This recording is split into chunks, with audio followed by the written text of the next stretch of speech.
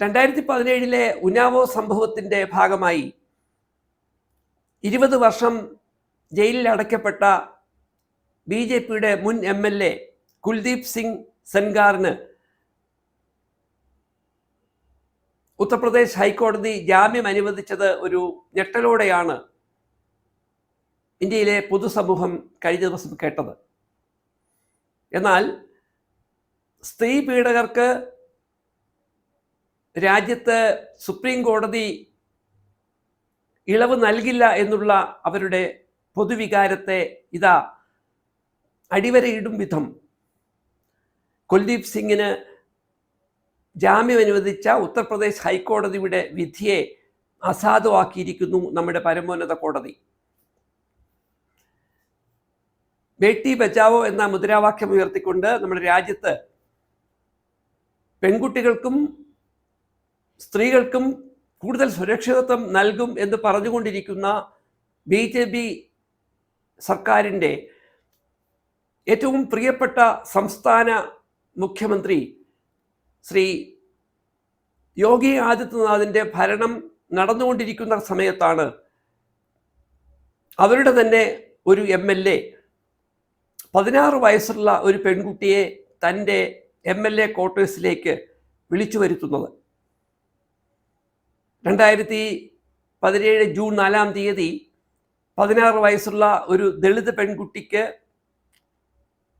ഏതെങ്കിലും തൊഴിൽ സാധ്യതയുണ്ടോ എന്ന് അന്വേഷിക്കുവാനായി അവൾ അവിടെ വരുമ്പോൾ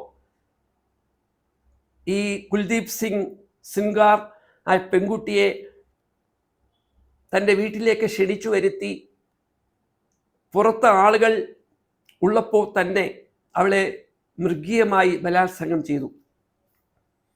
ബലാത്സംഗത്തിന് ശേഷം നിനക്ക് തൊഴിൽ തരും, നിനക്ക് സ്ഥിരം തൊഴിൽ തരും എന്ന് ആശ്വസിപ്പിച്ച് ആ കുട്ടിയെ പുറത്തേക്ക് വിടുന്നു. കുട്ടി മടങ്ങി വീട്ടിലെത്തുന്നു.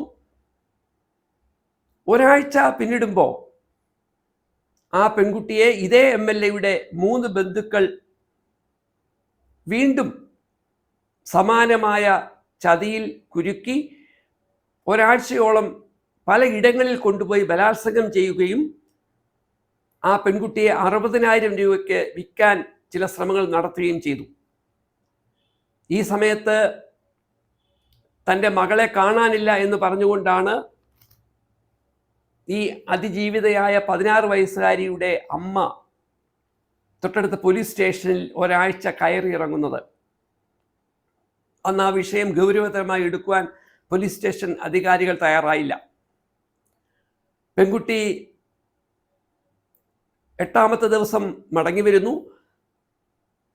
അവളുടെ മാനസികമായ ദുഃഖം താങ്ങാൻ കഴിയാതെ ആ പ്രദേശത്ത് നിന്ന് ഡൽഹിയിലേക്ക് അവളുടെ ബന്ധു വീട്ടിലേക്ക് പോകുന്നു.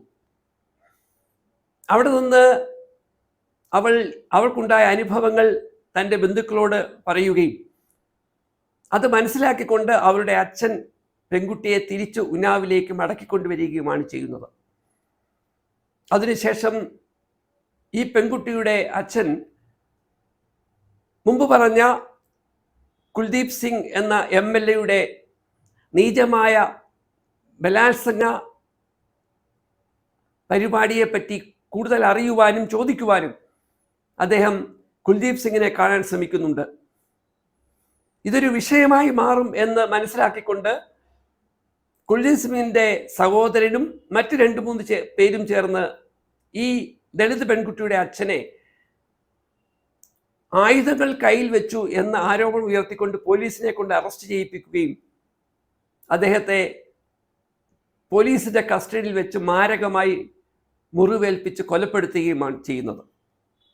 അപ്പോഴും ഈ ബലാത്സംഗത്തിന് വിധേയമായ പ്രായപൂർത്തിയാകാത്ത പെൺകുട്ടിക്ക് യാതൊരു വിധമായ നീതിയും കൊടുക്കുവാൻ പോലീസ് സംവിധാനം തയ്യാറായില്ല.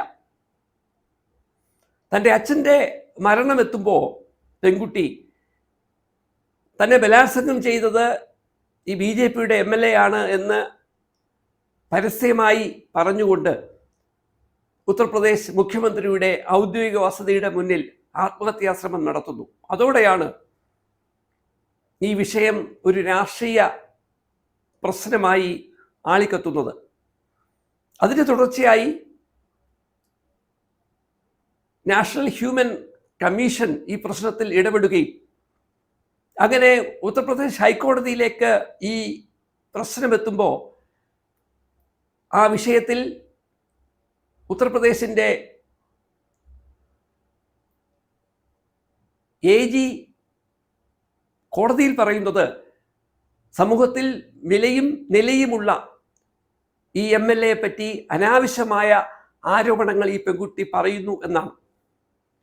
അവസാനം ഗത്യന്തരമില്ലാതെ രാഷ്ട്രീയ പ്രസ്ഥാനങ്ങൾ ഇതൊരു ഗൗരവതരമായ വിഷയമായി ഏറ്റെടുത്തുകൊണ്ട് ഉത്തർപ്രദേശിനുള്ളിലും പുറത്തും വലിയ പ്രക്ഷോഭങ്ങൾ ആരംഭിക്കുന്ന സമയത്ത് ഈ കേസ് CBIക്ക് വിടുവാൻ ഉത്തർപ്രദേശ് സർക്കാർ നിർബന്ധിതമാവുകയായിരുന്നു. അങ്ങനെ 2017 ജൂണിൽ നടക്കുന്ന സംഭവത്തിൻ്റെ ഭാഗമായി 2019 ഏപ്രിൽ ഈ MLA അറസ്റ്റ് ചെയ്യുവാൻ കീഴ്ക്കോടതി വിധിക്കുന്നു. 2019 മുതൽ ഈ മുൻ BJP MLA ജയിലിലായിരുന്നു.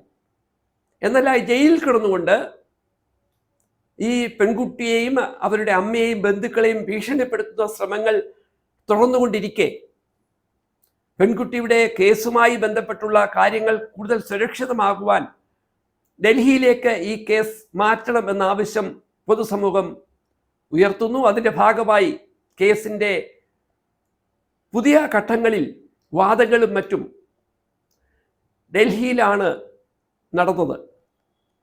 ഇതിനിടയിൽ പെൺകുട്ടിയും അവളുടെ അഡ്വക്കേറ്റും 2 ആൻറ്റിമാരും യാത്ര ചെയ്യുന്ന കാറിലേക്ക് നമ്പർ തെറ്റായി രേഖപ്പെടുത്തിയ ട്രക്ക് ഇടിച്ചു കയറുകയും 2 ആൻറ്റിമാർ മരണപ്പെടുകയും ചെയ്യുന്നുണ്ട്.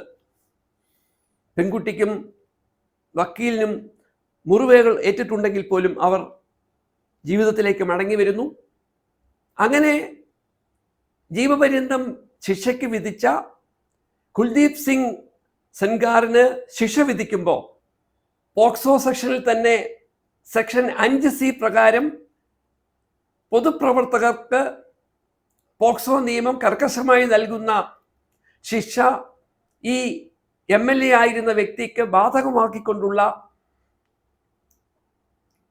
തീരുമാനത്തെ ഹൈക്കോടതി മറച്ചു വെച്ചുകൊണ്ടാണ് കഴിഞ്ഞ ദിവസം ഈ BJPയുടെ മുൻ MLAക്ക് ജയിലിൽ നിന്ന് പുറത്തേക്ക് ഇറങ്ങാനുള്ള അവസരം ഒരുക്കിയത്.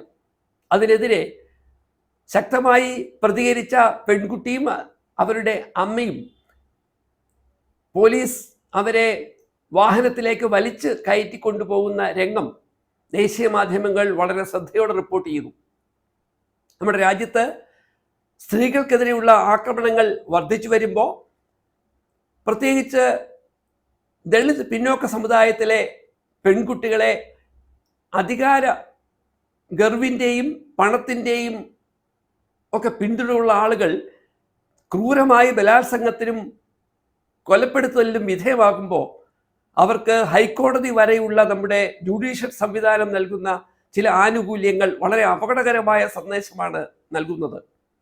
ഈ തെറ്റായ സന്ദേശത്തെ സുപ്രീം കോടതി തിരുത്തുമ്പോൾ നമ്മുടെ രാജ്യത്തെ ജുഡീഷ്യറി സ്ത്രീകൾക്കും കുട്ടികൾക്കും പിന്നോക്ക സമുദായത്തിൽപ്പെട്ടവർക്കും അധികാരങ്ങളില്ലാത്തവർക്കുമൊക്കെ വൈകിയാണെങ്കിലും നീതി ലഭ്യമാക്കാൻ നമ്മളോടൊപ്പം ഉണ്ട് എന്ന് ഉന്നാവോ സംഭവം നമ്മളിവിടെ ഓർമ്മിപ്പിക്കുന്നുണ്ട്.